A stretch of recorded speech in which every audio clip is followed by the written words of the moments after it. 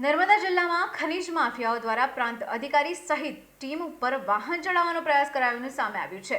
પ્રાંત કચેરીના અધિકારીઓએ વાહન રોકવાનો પ્રયાસ કરતા બેફામ બનેલા માફિયાઓએ અધિકારીઓને લોડરથી કચવી નાખવાનો મામલો સામે આવ્યો છે। નર્મદા જિલ્લામાં નર્મદા નદીના પટમાંથી ઘણી બધી જગ્યાઓએ ગેરકાયદેસર રેતીનું ખનન થતું હોવાની બૂમો ઉઠી છે। ત્યારે નર્મદા જિલ્લાના સિસોદરા ગામે નદીના પટમાંથી ગેરકાયદેસર રેતીનું ખનન થતું હોવાની નર્મદા જિલ્લાની રાજપીપળા પ્રાંત અધિકારી ડોક્ટર કિશનદાન ગઢવીની બાતમી મળતા તેઓએ નાયબ મામલતદાર તેમજ હિસાબની સાથે બે ટીમ બનાવી બે સ્થળે દરોડા પાડ્યા હતા। ત્યારે બેફામ બનેલા ખનીજ માફિયાઓએ અધિકારીઓ ઉપર વાહન ચડાવી દેવાનો પ્રયાસ કર્યો હતો।